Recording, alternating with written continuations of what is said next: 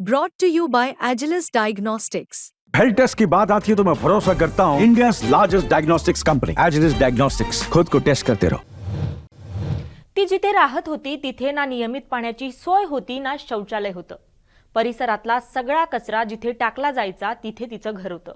डुकरं आणि घाणीनं वेढलेल्या परिसरात ती लहानाची मोठी झाली।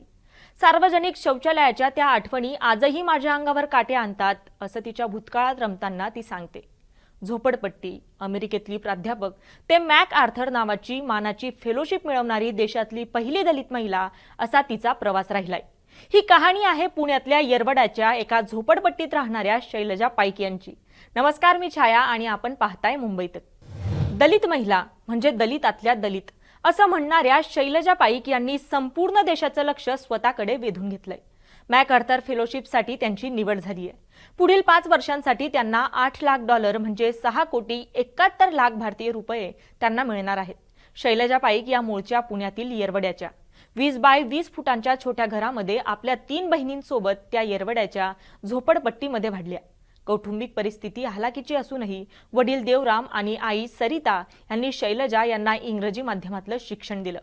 शैलजा पाईक यांनी आपल्या संशोधनाच्या माध्यमातून दलित महिलांचं जगणं सखोलपणे मांडलंय। दलित स्त्रियांचं योगदान आणि त्यांच्या आत्मभानाच्या जागृतीचा इतिहास लिहिणाऱ्या सुप्रसिद्ध इतिहासकार अशी त्यांची ओळख आहे। जॉन डी आणि कॅथरीन टी मॅकआर्थर फाउंडेशनकडून मॅकआर्थर फेलोज प्रोग्रामची जीनियस ग्रँट ही फेलोशिप अमेरिकेतील विविध क्षेत्रातल्या 20 ते 30 सृजनशील विद्वानांना दरवर्षी दिली जाते। या वर्षी ही लेखक, कलाकार, समाजशास्त्रज्ञ, शिक्षक, माध्यमकर्मी, IT, उद्योग, संशोधन अशा विविध क्षेत्रातल्या मान्यवरांना ही फेलोशिप जाहीर झाली। त्यामध्ये इतिहास अभ्यासक म्हणून शैलजा पाईक यांचाही समावेश आहे। कल्पक विचारांच्या व्यक्तींमध्ये गुंतवणूक करणं, त्यांना प्रोत्साहन देणं आणि त्यांच्या कामाला पाठिंबा देणं हा या फेलोशिपचा उद्देश आहे।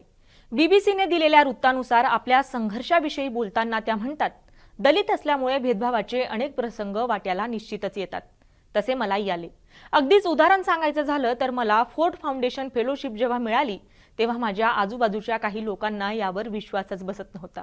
ते वारंवार मला विचारत होते की तुला ही फेलोशिप कशी काय मिळाली? मला मिळालेली फेलोशिप कामासाठी मिळाली होती, पण एका दलित महिलेला मिळालेल्या फेलोशिपबद्दल त्यांना प्रचंड आश्चर्य वाटत होतं। दलित महिलांचं जगणं मांडणारा सखोल अभ्यास शैलजा पाईक यांचा आहे। जात, लिंगभाव आणि लैंगिकता अशा दृष्टिकोनातून दलित महिलांच्या आयुष्यावर अभ्यास करणाऱ्या आधुनिक इतिहासकार म्हणून शैलजा यांच्याकडे पाहिलं जातं।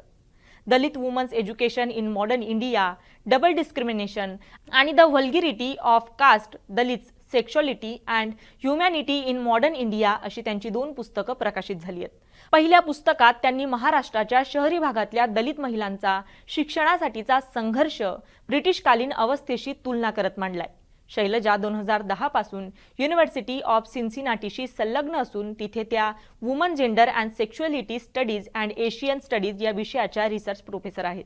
इतिहास या विषयामधलं MAचं शिक्षण त्यांनी सावित्रीबाई फुले पुणे विद्यापीठाच्या इतिहास विभागातच पूर्ण केलंय। 2000 साली Indian Council of Social Science रिसर्चची परदेशात जाऊन MPhil करण्यासाठीची फेलोशिप त्यांना मिळाली, तेव्हा त्या इंग्लंडला गेल्या। त्यानंतर त्यांना पुढील शिक्षणासाठी अमेरिकेत जाण्याची संधी मिळाली।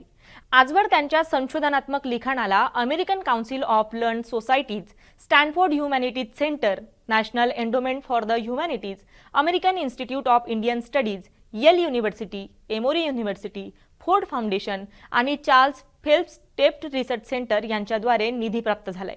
त्यांनी इंग्लंडमधील वॉरविक विद्यापीठातून 2007 साली PhD प्राप्त केली आहे। त्यानंतर युनियन कॉलेजमध्ये इतिहासाच्या व्हिजिटिंग असिस्टंट प्रोफेसर आणि येल विद्यापीठामध्ये 2012-13 मध्ये दक्षिण आशियाई इतिहासाच्या पोस्ट डॉक्टरल असोसिएट आणि असिस्टंट प्रोफेसर म्हणून देखील शैलजा यांनी काम केलंय। शैलजा पाईक यांच्यासारख्या सक्सेस स्टोरीज आणि अपडेट्स जाणून घेण्यासाठी पाहत रहा मुंबई तक।